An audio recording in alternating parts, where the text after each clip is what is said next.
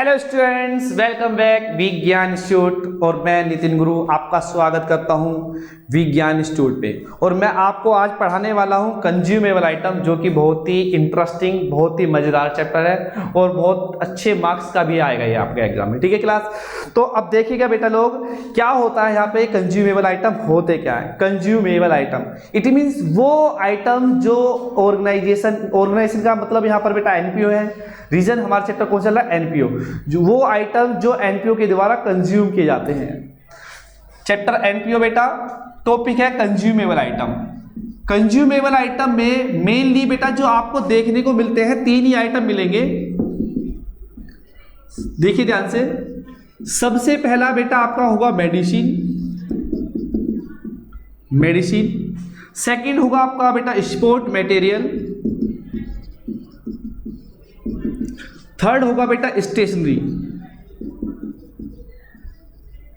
ठीक है, अगर आपका एनपीओ कोई एक हॉस्पिटल है, एक ऐसा हॉस्पिटल है जो विदाउट अर्निंग प्रॉफिट अपनी सोसाइटी के अंदर लोगों की सेवा करना चाहता है, सर्विस देना चाहता है, सोशल सर्विस, तो बेटा एनपीओ हो गया। अब ये जो ऑर्गेनाइजेशन है हमारी, हॉस्पिटल जो है एक एनपीओ के रूप में काम कर रही है, लेकिन बेटा इसके पास मेडिसिन होती है वो कंज्यूम होती हैं, तो उसको बोला गया है consumable item. For medicine consume for the hospital. अगर कोई हॉस्पिटल एनपीओ के रूप में काम करता है तो उसका कंज्यूमेबल आइटम मेडिसिन होगा। अगर बेटा कोई स्पोर्ट क्लब एनपीओ के रूप में काम करता है तो उसका जो कंज्यूमेबल आइटम होगा स्पोर्ट मटेरियल्स होंगे।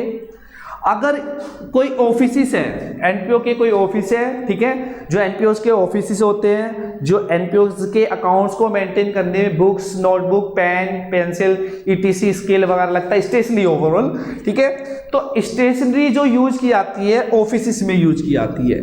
तो मेनली जो आप पढ़ने वाले हैं बेटा, जो आपकी 12th की टीएस ग्रेवाल अकाउंटेंसी बुक है, उसमें कंज्यूमेबल आइटम के रूप में आप तीन ही आइटम पढ़ने वाले हैं। ठीक है, medicine are consumed in hospital, sport materials are consumed by sport club and stationeries are consumed by offices। ठीक है, तो बेटा कंज्यूमेबल आइटम क्या होता है।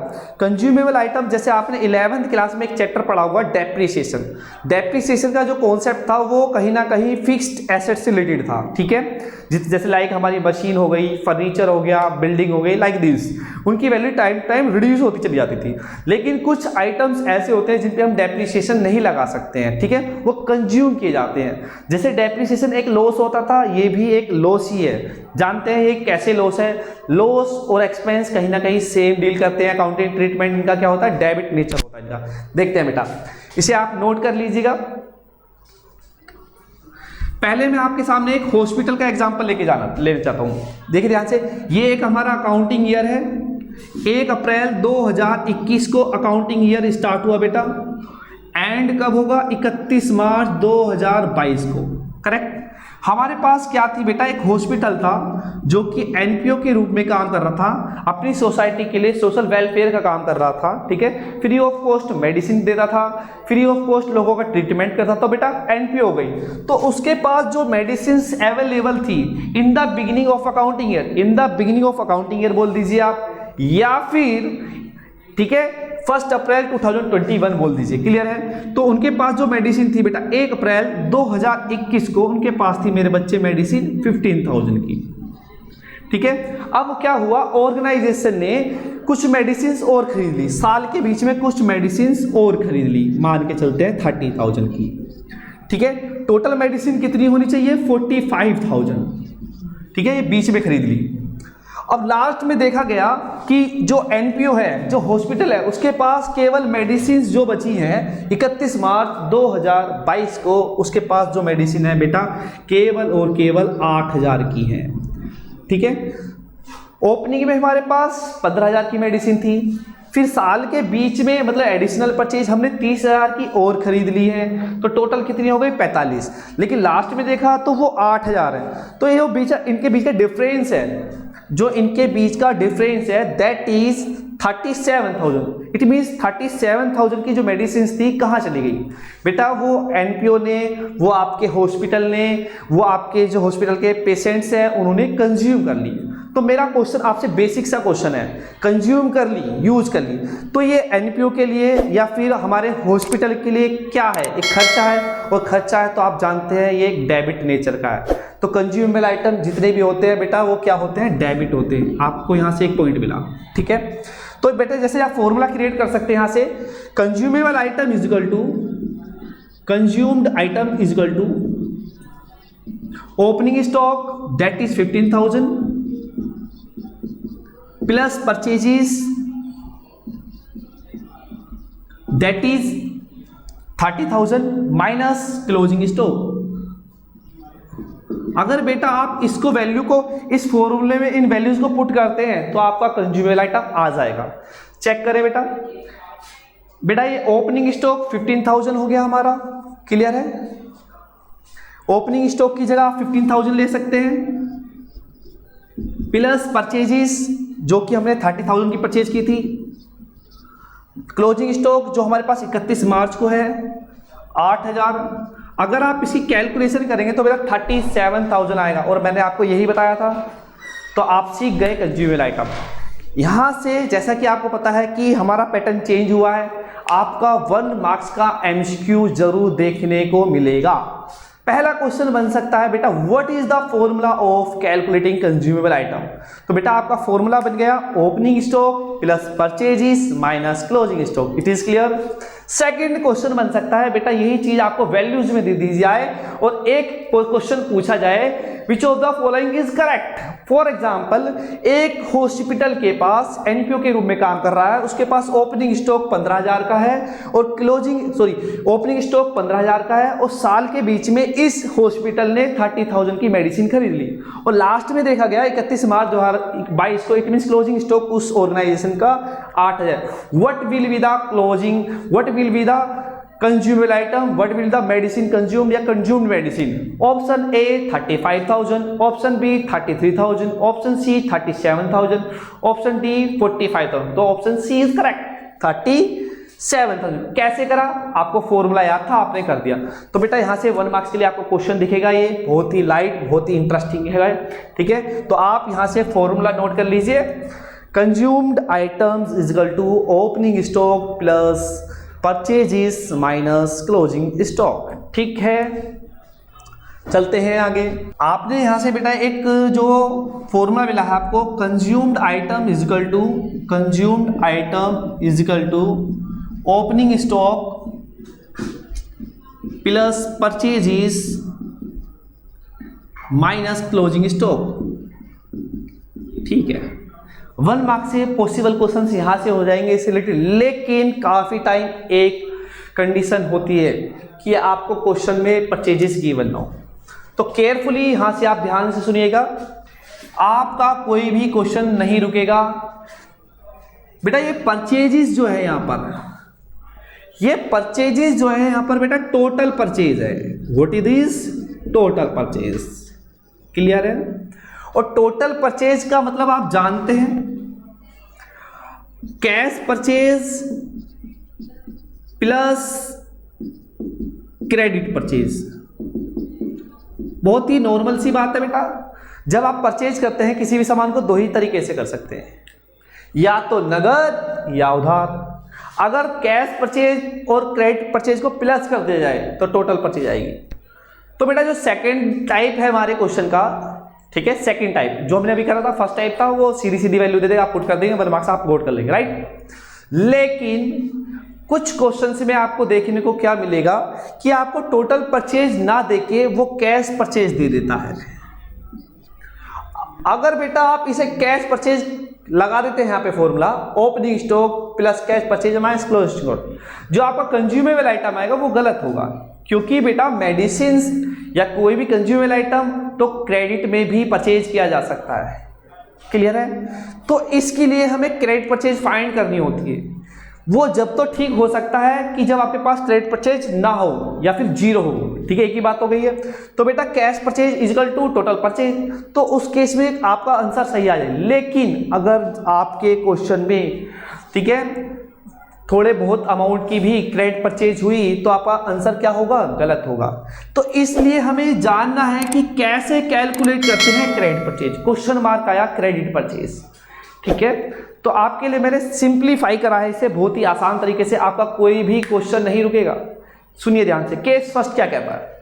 केस फर्स्ट ने कहा, केस फर्स्ट जो आप सीख चुके हैं लेकिन आपको याद रहे इसलिए मैंने इन्हें केस में कन्वर्ट कर दिया है।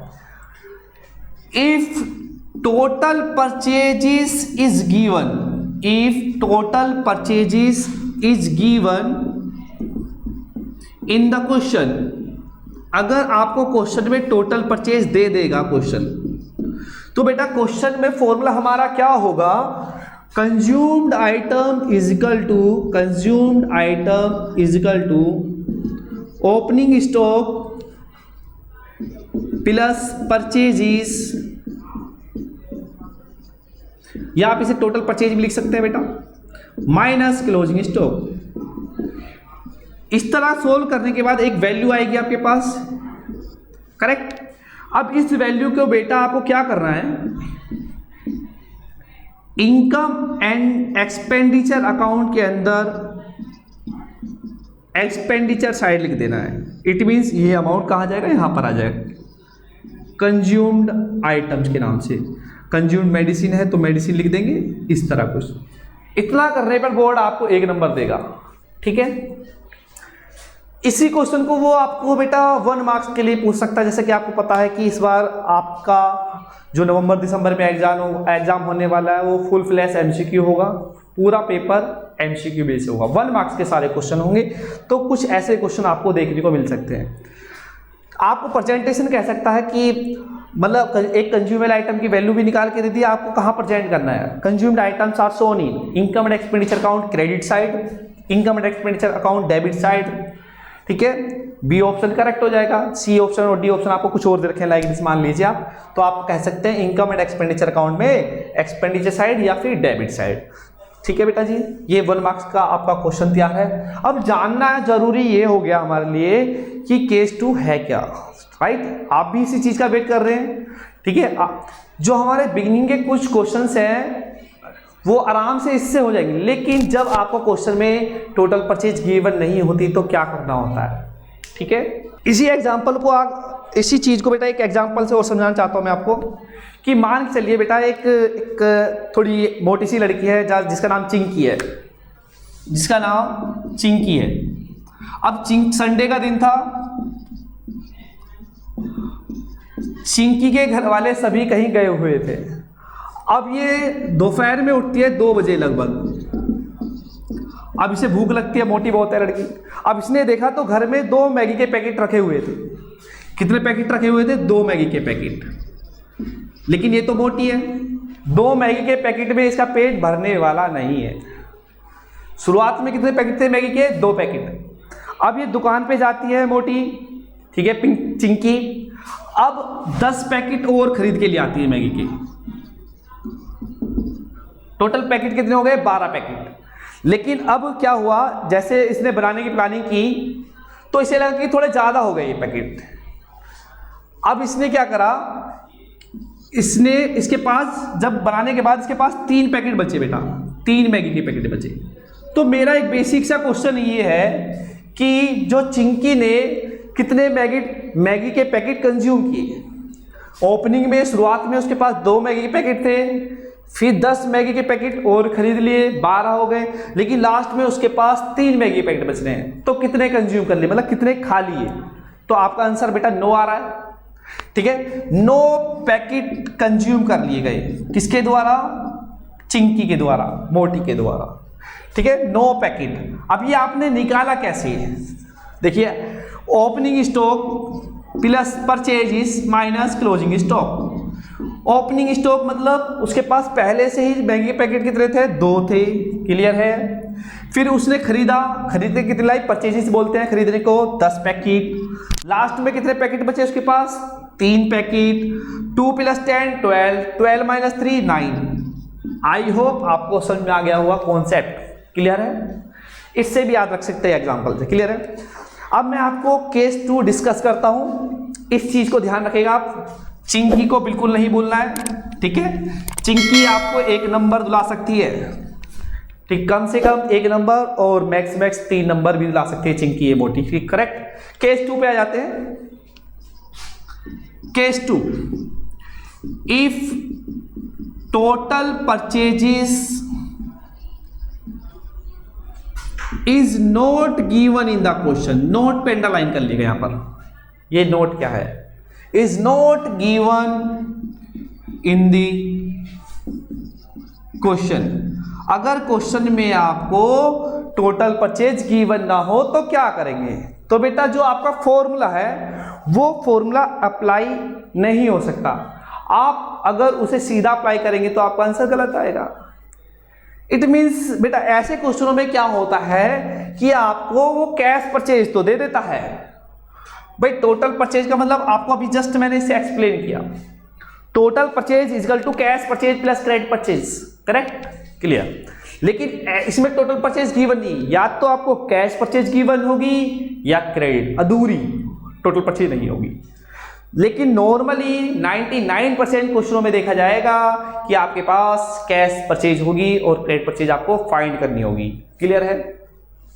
तो हम इसे नोट बना के आपके लिए कह सकते हैं बेटा, इसकी आइडेंटिटी है, पहचान है इसकी, कैश परचेज इज गिवन हो आपको, amount paid to supplier given हो, amount paid to supplier given हो,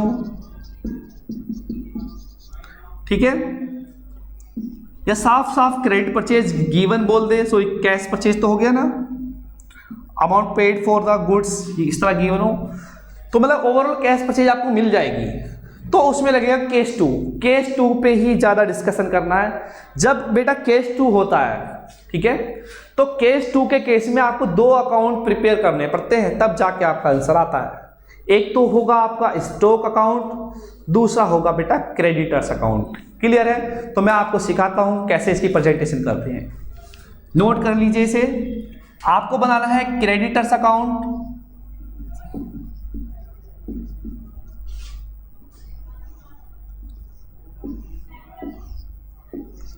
ये पर्टिकुलर, ये अमाउंट, ये पर्टिकुलर, ये अमाउंट, क्लियर है। एक बनाना है बेटा आपको स्टॉक अकाउंट, स्टॉक अकाउंट, जो भी मेडिसिन है, जो भी आइटम कंज्यूम होगा उसका स्टॉक अकाउंट, मेडिसिन अकाउंट हो सकता है, ये स्टेशनरी अकाउंट हो सकता है, स्पोर्ट मटेरियल हो सकता है, इनमें से तीनों में से कोई एक होगा। पर्टिकुलर अमाउंट, क्लियर है, ओके। मेरा एक बेसिक सा क्वेश्चन मैं आपसे पूछना चाहता हूं कि जो क्रेडिटर्स है ये एक लायबिलिटी है, आप 11th में पढ़ के आए, जानते हैं, सभी जानते हैं, करेक्ट। तो साथ साथ आप इतना भी जानते हैं कि जो हमारे क्रेडिटर्स होते हैं एक लायबिलिटी है, और इनका नेचर जो होता है डेबिट होता है, क्रेडिट होता है ऑब्वियसली। तो इसी वजह से मेरे बच्चे जो इसका बैलेंस होगा, ओपनिंग बैलेंस ऑफ क्रेडिटर, ठीक है, ओपनिंग बैलेंस समझ रहे हैं आप, ओपनिंग बैलेंस जो होगा क्रेडिटर्स का वो आपका क्रेडिट साइड जाएगा। कहां जाएगा? क्रेडिट साइड, ये लो जी क्रेडिट साइड। 1 अप्रैल 2021 को जितने भी क्रेडिटर्स होंगे उन्हें हम ओपनिंग क्रेडिटर कहेंगे। इसे रिप्रेजेंट किससे करते हैं? Balance BD, balance brought down, clear. जो हमारे क्लोजिंग क्रेडिटर्स होंगे उन्हें हम लिखने वाले हैं यहाँ पे बैलेंस सीडी के नाम से, क्लियर है। अब हमारे पास क्या होगा कि आउटस्टैंडिंग होगा, ठीक है, आउटस्टैंडिंग। अब जैसे कि आपका हो सकता है एडवांस पे टू सप्लायर, ठीक है, बिगिनिंग में अगर बेटा आप सप्लायर को एडवांस में देते हैं, कहीं ना कहीं प्रीपेड का रूप प्ले कर रहा है, प्रीपेड एसेट्स होता है, इसी वजह से ओपनिंग एडवांस को भी यहाँ पे बैलेंस बीडी के नाम से लिखेंगे, बैलेंस बीडी। ब्रैकेट में आपकी हेल्प के लिए लिख सकता हूं मैं यहाँ पे ओपनिंग एडवांस। जब यहाँ पर बैलेंस बीडी एडवांस का आ गया तो बैलेंस सीडी यहाँ आएगा एडवांस का, balance CD, it means closing advance, clear है। अगर बेटा जी आपने क्या करा बेटा कि जो आप एक सप्लायर थे, सप्लायर या क्रेडिटर एक ही बात होती है, आपने क्रेडिटर्स को पैसे पे किए, तो बेटा इससे क्या होगा कि आपके क्रेडिटर्स कम होंगे, तो वो भी क्या होगा? Debit side. जिन चीज से हमारी लायबिलिटीज बढ़ती है उन्हें क्या करा जाता है? क्रेडिट, और जिन चीज से लायबिलिटी कम होती है उन्हें किया जाता है डेबिट। तो अमाउंट पेड टू सप्लायर्स यहां पर आ जाएगा, क्लियर है।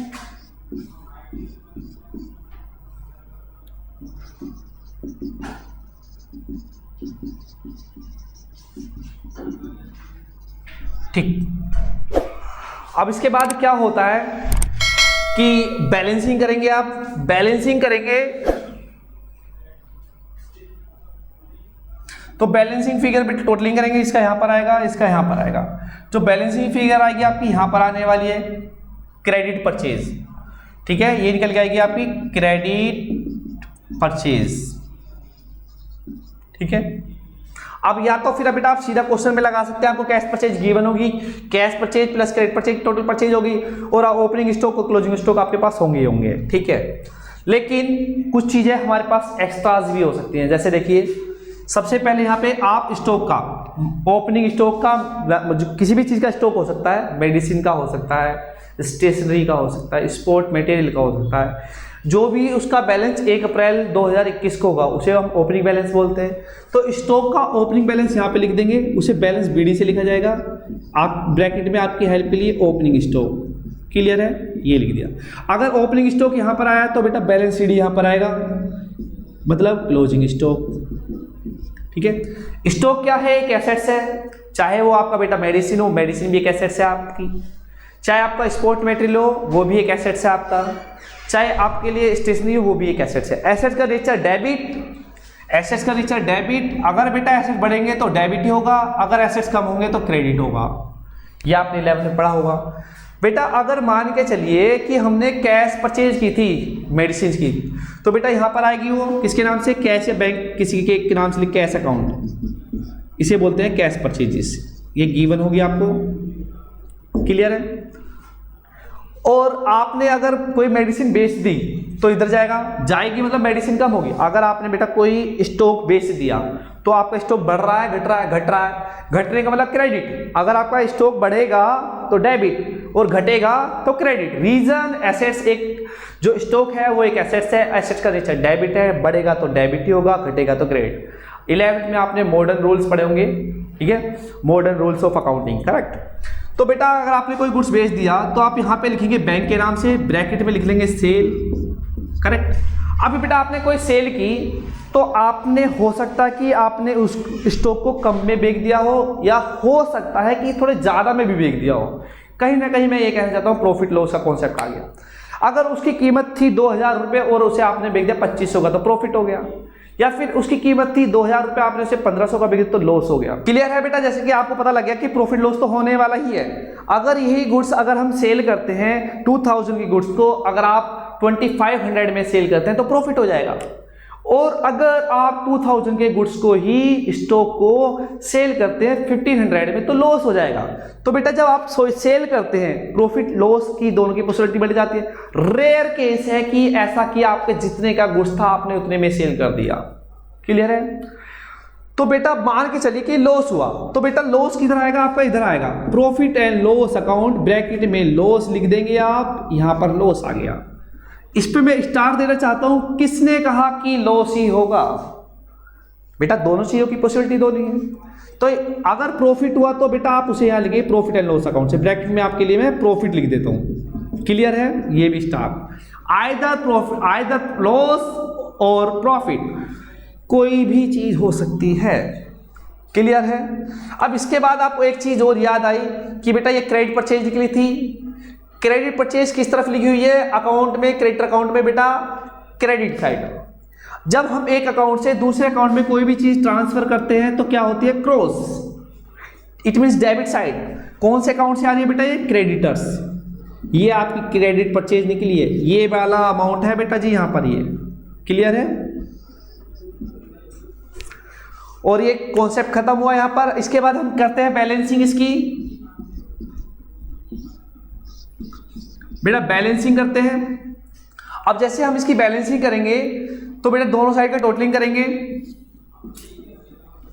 टोटलिंग में क्या होगा कि आपका डेबिट साइड हमेशा ज्यादा होगा, और बैलेंसिंग फिगर आएगी बेटा यहां पर, वो क्या होगा, वो जो कि इनकम एंड एक्सपेंडिचर अकाउंट में आंसर जाएगा कंज्यूम्ड आइटम, ठीक है। इस जो ये वाला बैलेंसिंग आया है, बैलेंसिंग फिगर है बेटा, लिख देता हूं आपके लिए बैलेंसिंग फिगर। अब इसको आप ट्रांसफर करेंगे इनकम एंड एक्सपेंडिचर अकाउंट में, एक्सपेंडिचर साइड कंज्यूम्ड आइटम के नाम से। अगर स्टेशनरी होगी तो कंज्यूम्ड स्टेशनरी लिख देना डेबिट साइड में, इनकम एंड एक्सपेंडिचर में एक्सपेंडिचर साइड।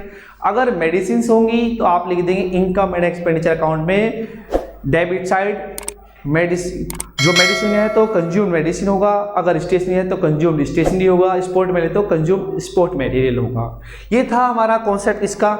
बेटा वंस अगेन मैं आपको रिपीट करता हूँ, क्रेडिटर का नेचर, क्रेडिटर एक लायबिलिटी है, लायबिलिटी का नेचर क्रेडिट होता है। अगर लायबिलिटी बढ़ेगी तो क्रेडिट कर देना, अगर लायबिलिटी घटेगी तो क्रेडिट डेबिट कर देना। बैलेंस बीडी इधर लिख दिया क्योंकि उसका नेचर ही क्रेडिट है, बैलेंस सीडी यहाँ पर लिख दिया। इस तरह हमने देखा कि ओपनिंग एडवांस यहाँ, क्लोजिंग एडवांस यहाँ। अगर कोई अमाउंट आपने सप्लायर को या क्रेडिटर को पे किया तो लायबिलिटी कम होगी, लायबिलिटी कम का मतलब डेबिट, इसी वजह से यहाँ पर आया। बैलेंसिंग फिगर करने के बाद हमारा ये निकल गया क्रेडिट परचेज, ठीक है। स्टॉक एक एसेट्स है, एसेट्स का नेचर डेबिट, बढ़ेंगे तो डेबिट, घटेंगे तो क्रेडिट। आप स्टॉक परचेज करेंगे तो बढ़ेगा कैश परचेज, बैलेंस बीड इधर हो गया, ठीक है। प्रॉफिट एंड लॉस का प्रॉफिट इधर हो गया, बैलेंसिंग फिगर के हमारा ये आ गया इनकम एंड एक्सपेंडिचर। इसको ट्रांसफर कर देंगे आप कहाँ पर, इनकम एंड एक्सपेंडिचर अकाउंट में, एक्सपेंडिचर साइड कंज्यूम्ड आइटम के नाम से। आई होप आपको बहुत अच्छे समझ में आया होगा। और इससे रिलेटेड जो आपकी टी.एस. गेरेवाल 2021 की बुक है, मैक्सिमम क्वेश्चन मैं उसके सोल्व कराऊंगा। जो भी कोई क्वेश्चन आपको टफ लगता है आप कमेंट बॉक्स में डाल सकते हैं, आपको उसका सॉल्यूशन मिलेगा, ठीक है, जो हमारी अपकमिंग वीडियोस होंगी, ठीक है। फाइनली मैं आपसे कहूँ thank you for watching my video, और अपने फ्रेंड्स को ज़्यादा से ज़्यादा शेयर कीजिए। और बेटा मैं आपको एक इन्फॉर्मेशन और देने जाता हूँ, इस बार जैसे कि हमारा पैटर्न चेंज हो गया है एग्जाम का, नवंबर दिसंबर में एग्जाम होगा, तो मैं आपको हर चैप्टर के एमसीक्यू प्रोवाइड कराने वाला हूं। हर चैप्टर के 50 to 60 एमसीक्यू कराऊंगा, वो भी सारे एमसीक्यू ऐसे होंगे सिलेक्टेड, उनकी फुल एक्सप्लेनेशन के साथ, कोई ऑप्शन है तो क्यों है, और बाकी जो रिमेनिंग 3 नहीं है तो क्यों नहीं है। तो प्लीज़ लाइक कीजिए, शेयर कीजिए और ज़्यादा से ज़्यादा स्कोर कीजिए मेरे प्यारे प्यारे कॉमर्स वाले बच्चों। Bye bye.